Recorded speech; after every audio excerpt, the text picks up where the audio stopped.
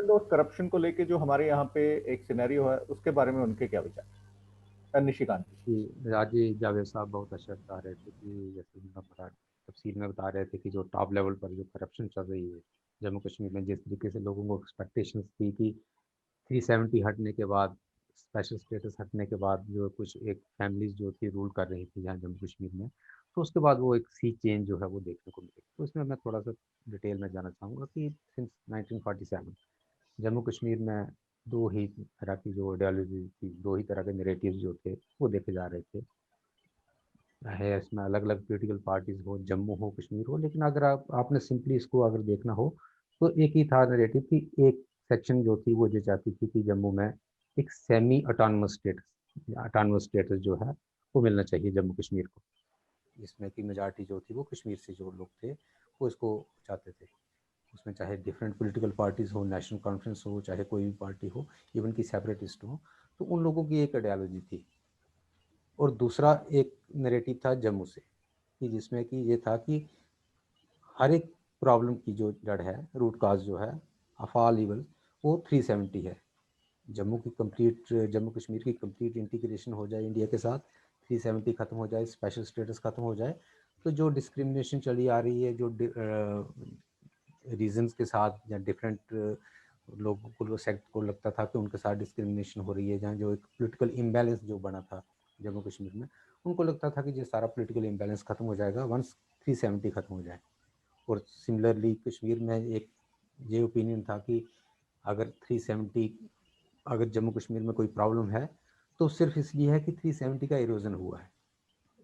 पहले तो वो उनकी डिमांड थी प्री 53 लाया जाए। कुछ लोगों का ये समझना था कि जिस तरीके से खासकर कश्मीर में, चाहे वो, जैसे मैंने कहा कि चाहे वो नेशनल कॉन्फ्रेंस हो, पीडीपी हो, या इवन की सेपरेटिस्ट हो, कोई भी पार्टी हो, उनका यही मानना था कि 370 में जो इरोजन हुआ है उसकी वजह से ही सारी की सारी प्रॉब्लम जो है जम्मू कश्मीर में है। और ये बड़े सीनियर्स लोग जो थे वो, इवन की अली मोहम्मद सागर साहब जो थे, वो यूजली कहते थे कि वो आईएएस अफसर्स को वो ईस्ट इंडिया कंपनी के ऑफिसर्स बताते थे। ये तो मेरे सीनियर्स काफ़ी अच्छी तरह से जानते होंगे। और ये एक नैरेटिव जो था वो कश्मीर से था, और जम्मू से एक डिफरेंट नैरेटिव था कि अगर हर प्रॉब्लम जो है जम्मू कश्मीर में, अगर करप्शन है, डिस्क्रिमिनेशन है, या डेवलपमेंट नहीं हो रही, तो उसका रूट काज यही है कि 370 है, 370 खत्म होगा तो सारी प्रॉब्लम जो है वो ठीक हो जाएंगी। 5 अगस्त 2019 को जो सेंट्रल गवर्नमेंट ने डिसीजन लिया, जिस तरीके से हुआ, स्पेशल स्टेटस को ख़त्म किया गया, 370 जो था वो उसको ख़त्म किया गया, तो उसके बाद इन दोनों जो डिफरेंट लोग थे उनको एक सेटबैक लगा। मैं कहता हूँ कि सेटबैक मैं इसलिए करना चाहूँगा कि कश्मीर में लोग समझते थे, जहाँ जो लोग जम्मू में भी जो 370 के फेवर में थे, उनको लगता था कि 370 कभी ख़त्म नहीं होगा। अगर डिमांड की जा सकती है तो यही की जा सकती है कि हमें ग्रेटर अटानमी दी जाए, या सेल्फ रूल दिया जाए, या कुछ और दिया जाए। उनको लगता था कि 370 तो कभी ख़त्म होगा नहीं। तो जैसे ही 5 अगस्त की जो डेवलपमेंट हुई, उसके बाद लोगों को ये एक इम्पॉसिबल चीज़ जो थी, उनको बहुत बड़ा सेटबैक जो था वो लगा। और उसके बाद उनको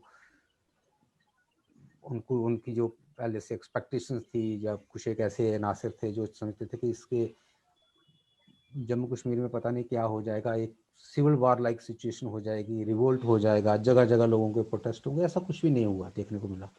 तो ज़्यादा सेटबैक उन लोगों को उसकी वजह से हुआ। दूसरी तरफ अगर हम बात करें जम्मू में, जो लोग ये समझते थे कि 370 की वजह से ही सारी प्रॉब्लम जो हैं जम्मू कश्मीर में, डेवलपमेंट नहीं हो पा रही, करप्शन जो है वो पीक पर है, एम्प्लॉयमेंट नहीं मिल रही लोगों को, या कुछ और भी दूसरी जो प्रॉब्लम्स थी, जो समझते थे कि 370 की वजह से हैं, उन लोगों को जब वो की खुशियाँ मना रहे थे 5 अगस्त के बाद, उन लोगों की खुशियाँ भी काफूर हो गई थोड़ी देर के बाद। और उन लोगों को भी एक बहुत बड़ा सेटबैक जो है वो लगा, जब उन्होंने देखा कि चीज़ें तो कोई चेंज नहीं हुई, जैसा सिस्टम चला आ रहा था वैसा का वैसा चला आ रहा है। जो 370 से पहले था, 370 के बाद भी वही देखने को मिल रहा है। उल्टा जो चीज़ें जो इम्प्रूव होनी थी वो बद से बदतर होना शुरू हो गई। इसमें हम लोगों ने देखा होगा कि अगर हम बात करें, जैसे आपने टॉपिक रखा है कि डेवलपमेंट एंड करप्शन, तो अगर डेवलपमेंट की बात करें तो डेवलपमेंट मुझे जम्मू में तो कहीं दिख नहीं रही। कश्मीर में मैं लास्ट टाइम गया था फरवरी में, तो उसके बाद तो कोविड की वजह से जा नहीं पाया। तो मेरे को नहीं लगता कि कश्मीर में कोई ऐसी डेवलपमेंट है। फयाज साहब शायद बेटर बता सकेंगे कि अगर कश्मीर में कहीं डेवलपमेंट हो रही है तो हमें तो कहीं देखने को, जम्मू में तो कहीं देखने को नहीं मिल रही। अभी 2-3 दिन पहले जेडीए की बोर्ड मीटिंग हुई, कोई 8-9 महीने के बाद जो बोर्ड मीटिंग हुई, और उसमें देखा गया कोई भी मेजर डिसीजन नहीं लिया गया डेवलपमेंट के रिलेटेड। रूटीन डिसीजन जो थे वो लिए गए। जो पुराने प्रोजेक्ट थे उनके बारे में क्या स्टेटस है उसके बारे में कहीं नहीं बताया गया। जो नए प्रोजेक्ट जो स्टार्ट किए जाने हैं उनके बारे में कोई स्टेटस क्लियर नहीं है।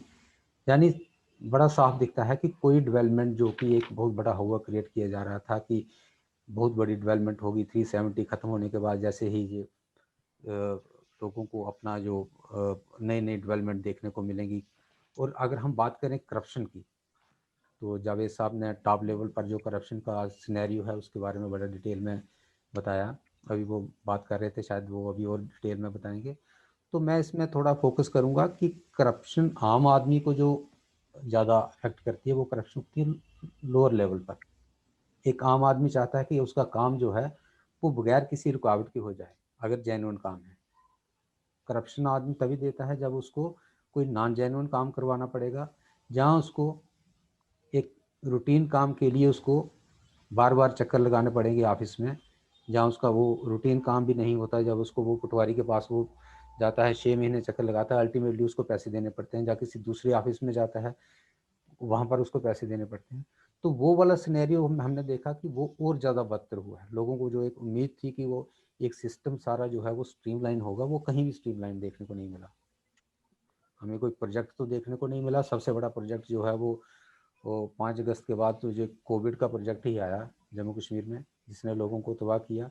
और इस कोविड मैनेजमेंट के दौरान लोगों ने किस तरीके से, सरकार ने किस तरीके से जो थी वो चीज़ों को मैस क्रिएट किया गया, एक पूरी तरीके से जानबूझकर एक मैस क्रिएट किया गया ताकि लोगों को हरास किया जाए।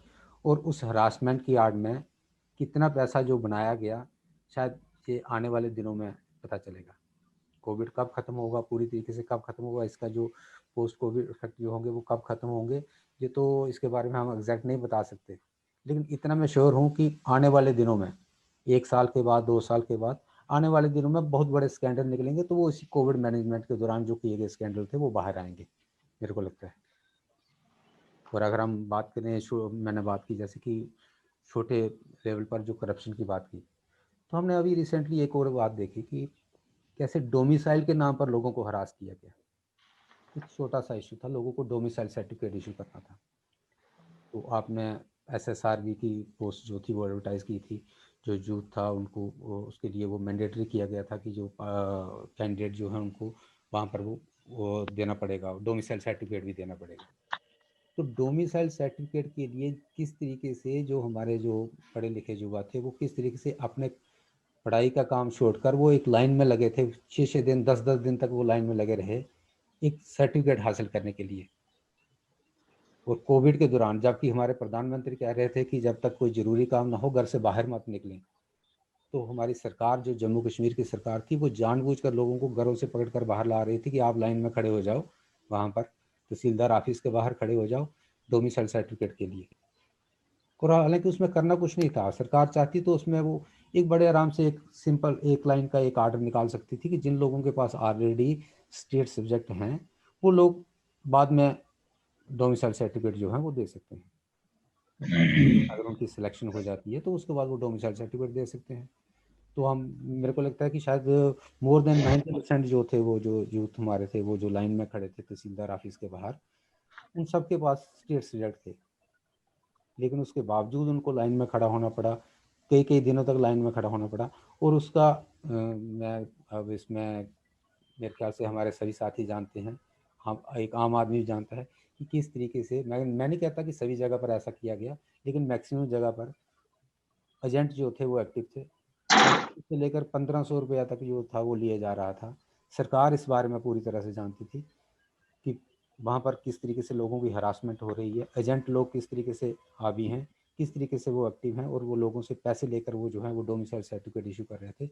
लेकिन सरकार की तरफ से कोई ऐसा काम नहीं किया गया, कोई इसको रोकने के लिए काम नहीं किया गया।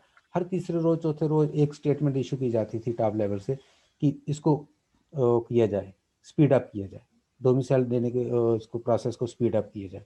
लेकिन स्पीड अप क्या करना है, जब आपने इतने लोगों को एकदम से डोमिसाइल देने हैं तो आपको तो इसके लिए एक बड़ा सिंपल सा, जैसे मैंने पहले बताया कि एक आर्डर निकालना था कि आपने कि फॉर टेम्परेरी अरेंजमेंट आप उसको वहाँ पर जिनके पास जो स्टेट सब्जेक्ट है वो उसको डोमिसाइल ट्रीट किया जाएगा। इन केस जब सिलेक्शन हो जाती है उसके बाद वो अपना डोमिसाइल सर्टिफिकेट दे सकते थे। ये सारी मैस हम लोगों ने देखी 370 खत्म होने के बाद, जब लोगों को लगता था कि 370 के बाद ये ऐसे सारे सिस्टम जो है वो स्ट्रीमलाइन हो जाएगा।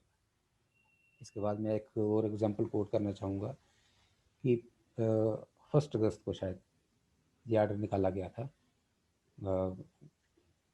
ट्रांसपोर्ट डिपार्टमेंट द्वारा आर्डर निकाला गया था, एक SRO इशू किया गया था जिसमें कि नई गाड़ियों जो थी उनकी जो रजिस्ट्रेशन के लिए जो था वो टोकन सिस्टम वो उसमें रिन्यू करने, उसमें रजिस्ट्रेशन के लिए जो फीस जो की जाती है उसको चेंज किया गया था।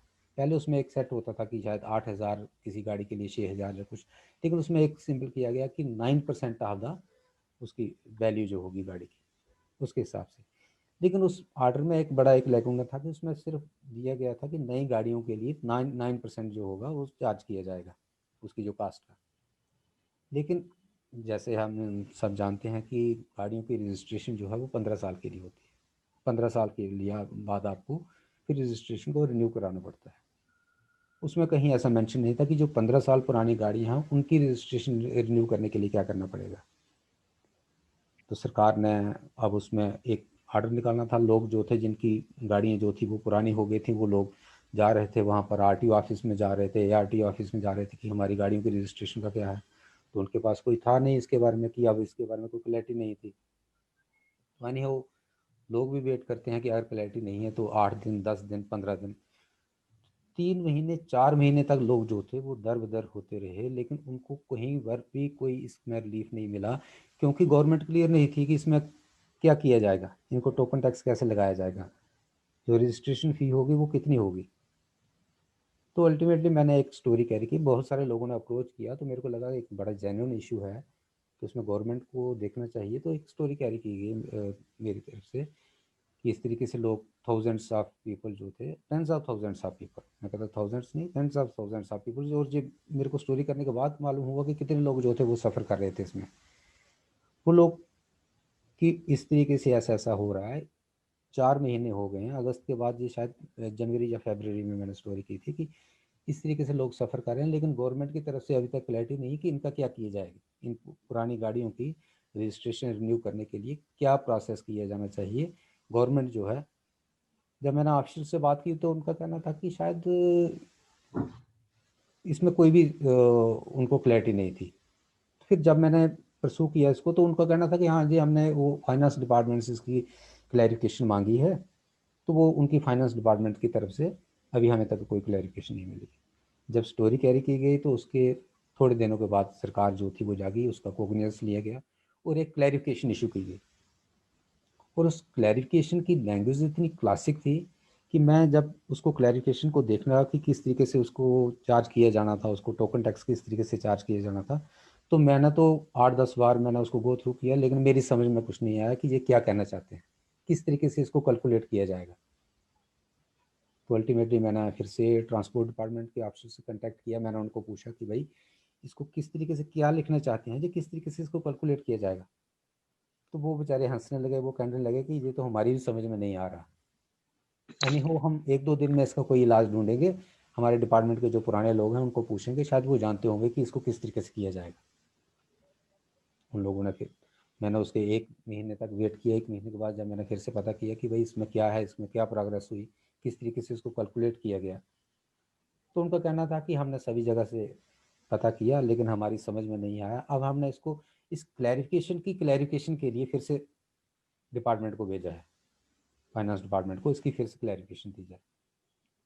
इस सारे प्रोसेस में कोई 3 महीने 4 महीने और लगते हैं और लोग जो हैं वो सफ़र कर रहे हैं। बहुत सारी गाड़ियां जो हैं वो बिल्कुल वो रुक चुकी हैं। इवन कि जिनकी कमर्शियल व्हीकल्स थी वो बिल्कुल लोग जो थे वो बैठे थे, क्योंकि वो जब तक आपकी गाड़ी की रजिस्ट्रेशन रिन्यू नहीं होगी तब तक आप गाड़ी को रोड पर नहीं ला सकते।